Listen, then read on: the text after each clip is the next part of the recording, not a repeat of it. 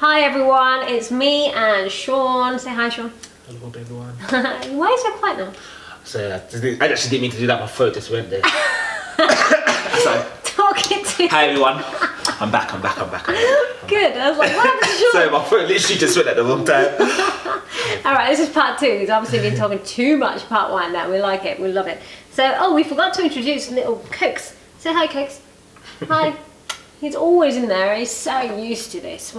When we first started videoing and things, he was like, oh, always had to be part, but now he's like, oh, whatever, you guys just carry on. So he's here anyway. So what we were talking about in part 1, if you haven't watched part 1, please watch part 1 because Sean goes through some amazing stuff for you guys and how to be a better trader, what his journey and his results are amazing. Let's recap on those results. What have you done in 1 year? He's been with me since December 2015. We're now January 2017. Just turned, so he's been with me, let's say 12 months. In that journey, you made what percentage return? 63.8. That's outstanding.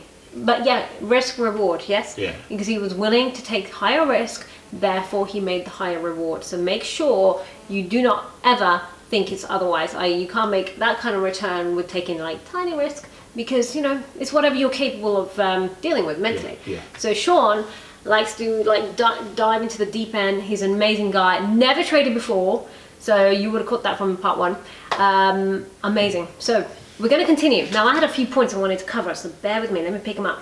Now, yeah, in the end of part 1, I said about how Sean was quite lucky because he trained at the highest level, mentorship level. He was, you know, committed from day 1. As soon as he saw what was available from my mentorship, he wanted to be part of it. So he went straight to the mentorship level and he had training. In fact, he had 2 sorts of like top level training.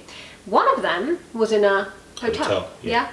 And then that was a bigger group of people, which I personally, I have my own opinions about like how I like to train people. And then the second was in the Canary Wharf. Yeah, in Canary Wharf, in the financial district, in the hub of the European financial district. Proper settings. Yeah.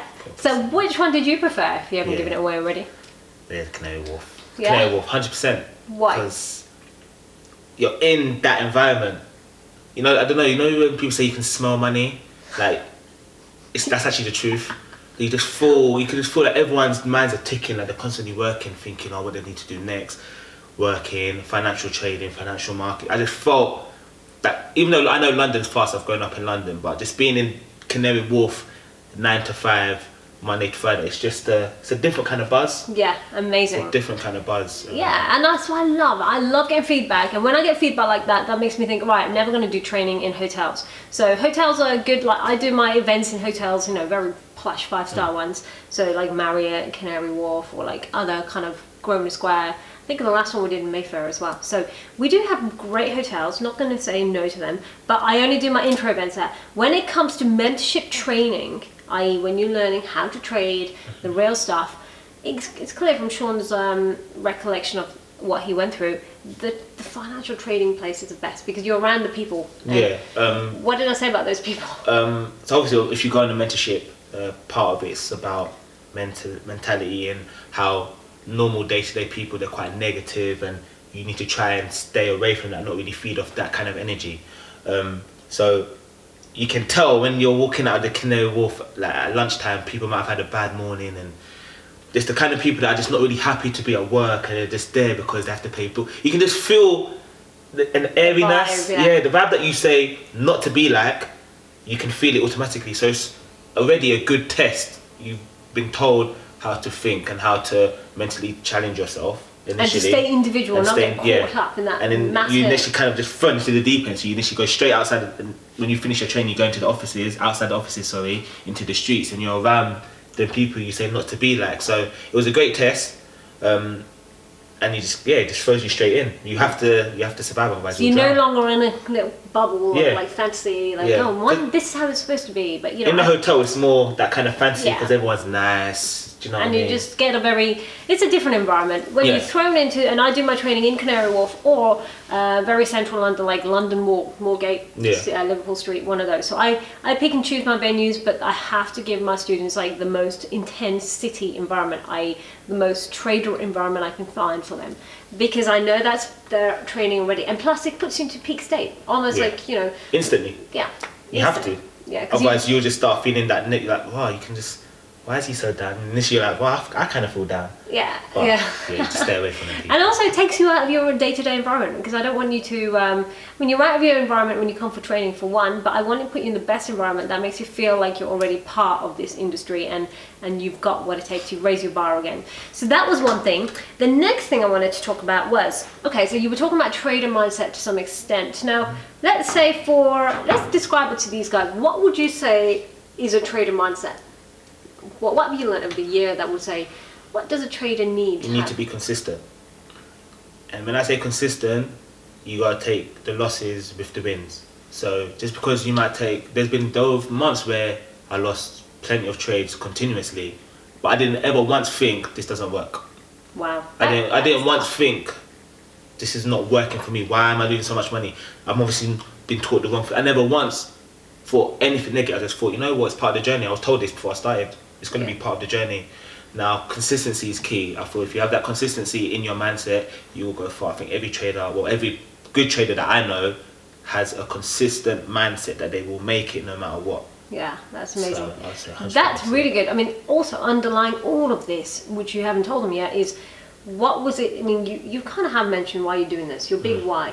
And then part of my mentorship and how I make you help you achieve your trading goals and your life goals is you have to write down your goals. Did you do that? Yeah, I write down my goals. I'm trying to do it now weekly. Yeah. Because I've got long-term goals and I've got short-term goals, and once I hit my short-term goals, obviously I keep updating them. But I feel like I need to just keep pushing myself and try and set myself more goals. Not too much so I overkill myself, but just keep pushing myself, because that's how I'm gonna keep raising my bar. Yeah, of course. And I'm glad you said about weekly, because I mean, George, if you just give me I'll just get my trading journal, and not journal, but just my journal, because the way I tell my students to do anything is something I do myself. So let's just show you what I'm all about. So when I tell them to write their goals down, I have got pages and pages of this stuff like that all written down. I have probably about 20 of these like stashed, or maybe more than that, but I write on black books or some sort of journal every day in there. And how often do I write in this? Every day. Yeah. So not even a week, it's every day. That's what I need to get to. Yeah. So this is the journey you need to get to, and that's how I achieve my goals. So if anyone asks me how the hell did you get where you got to in life, this is how. Writing in a book is how, and that's why I tell Sean, and Sean does it. So yeah, you're right to say you want to do it weekly. I write it down. Start doing it daily. I mean, and it's just a recollection or being clear of what you want. And I also have a mood board at home above my bed. Oh, amazing. That I set up myself. So I've got like maybe different pictures of places I want to go, maybe places I want to live, just different things in my head that I want to do personally as a mood board above me. And then when I've done it, I kind of like draw like a little symbols to say, yeah, I've done it. But I keep it there just so, because it's people do things and they look back on the year and they think, wow, I haven't really done anything. Yeah. But people forget that they've actually might have had a very good year, but because of all the negativity that's around them, they forget. Exactly. So that's why I keep the things that I have done well on my mood board, so I can just look back and be like, oh, no, I've done this, so it hasn't been too bad. That's just really good advice. Really good advice. Just you know? those little things. Because a lot of people, you're right, they don't look at what they achieve. They only focus on the negative. So Sean said it perfect. Please take and listen from this video. Sean is giving you some valuable tips. In fact, tell them how you work on yourself every day, or how often do you work on yourself? I try to work on myself every day. I think I do it without even thinking about it. Another thing that I was meant to mention was the fact that I read a lot more now. Good. I'm not gonna lie, I used to hate reading. Me too. It was just I never found the excitement. Obviously, I do graphic design, so creativity. I'm very creative, sorry, in my mind. But reading, I just never really found the love Reading that people for have. pleasure. Yeah, Absolutely. Yeah. But the books that you've mentioned and I've read, and there's other books that I've started reading. It's helped me. Yeah. It's helped me grow. It's helped me talk about different things. I've learned so much more. So reading is a big one, isn't it? Yeah, it's a big one. So if you don't like reading, please start reading. Yeah. Give him a book. Psycho-Cybernetics. That's the first book you told me to read, Yes, and that's probably the best book I've read. And I've read a few books since then, and it hasn't topped that one. They don't, do they? Which is why I give them the best book recommendations to start with, because that really sets it in stone how Psycho-Cybernetics. If you need the book, I've told a few of my friends, I've told them to read it, and they're like, Sean, you're the man. Amazing, Yeah, amazing. good, Now it's that's good. really good. See, that's the thing. I don't create students. I don't like to think I create followers. I create leaders. Sean, in my opinion, is a leader because a good leader will create leaders, and that's what he does. If he can inspire other people and your friends, Yeah. that's my job done in a way. Because that's my legacy. I want to be able to. That it's like that ripple effect. You know, when you teach someone something good, like your Yeah. friends are now forever going to say, "Sean taught me that. That was amazing." Yeah. You will say, "Yeah, Hither. I remember Hither said to do this, and you do it in your practice. You inspire others." Yeah. And that's really important. That's why I love what I do, and that's why my mentorship is so intense, and that's why I require only 100% from you. And anyone who's under that, Get cut off, innit? yeah. It's a hard life. Yeah, he It's a hard knows life. how it works. It's a I hard life. literally like keep you or I drop you. It's one of those, and I want to hope that I pick I'm very choosy to begin with, so I try and keep as many as I can. So okay, so we're on to the next. We're rolling on to the next one. So what tips would you give to these guys? You've already given them a lot, but what else would you say? Let's say someone's thinking, should I do this or should I not? What would you say? I always say follow your heart. Just try not to overthink it. And I feel like you haven't got nothing to lose. You haven't actually got anything to lose. Obviously, if you're gonna do it to a higher level, you might lose money or whatever, but that's just part of it. But initially, when you're thinking, oh, should I do it, should I not? You might as well just go and have a listen and just see what people have done and hear what they've done, because you might pick up the smallest thing and that might be like, yep, I'm doing it. Yeah. So don't overthink it. I'd say always just do it because you have nothing to lose. Yeah. Initially. Come in with an open mind. Yeah, and just come in open mind. Be brave. Yeah, because- and talk to the other people that are there, because they're probably thinking the same thing that you were. Yeah. They're thinking, I've seen so many videos like this, or I've been to so many talks. Like, people think different things, and you need to. It's a good way to network. If you don't like networking, it's a good way, even just to come and network and talk to different people, because everyone's doing something different. Yeah, it's amazing actually. These events are really fun. Like he's made some good friends with some. of the Yeah, I students, made some really good friends, like friends that I talk to more than I talk to day-to-day people, because they're on the same wavelength as me. Exactly, and I It's prefer hard that. it's hard to like go to somewhere where everyone kind of thinks the same. Yeah, So when you've gathered all these people and you start to realise, wow, he's thinking like me and he's doing what I want to do and she does this, you're like, okay. yeah, it's an amazing place Yeah. to be, which is why I love doing the events as well. And Sean comes to a lot of these. So if you guys ever come to one of these events, Sean may be there, you know, because he's from London and Yeah. it's always on the weekends. So come to one of these events, you'll see what it's all about. And like you said, it's the vibe of the people there. They're all ambitious, all trying to get somewhere higher, not doing the average, or they don't want to stay average. They Yeah, want to be like exactly. way above, yes? So yeah, amazing. So things for you guys to know. Sean is with me for like the last 12 months, and I believe this is where it becomes interesting. So watch this space and what happens next, because this is where I feel it begins. So he thinks he's gone through like a big journey. It's only the beginning, because I in my head I'm thinking, right, what do we need to improve?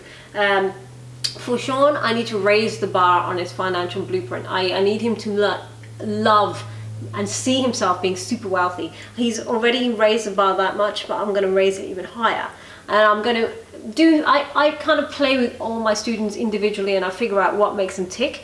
And you know, that's why I spend a lot of time learning about them and their lives and family.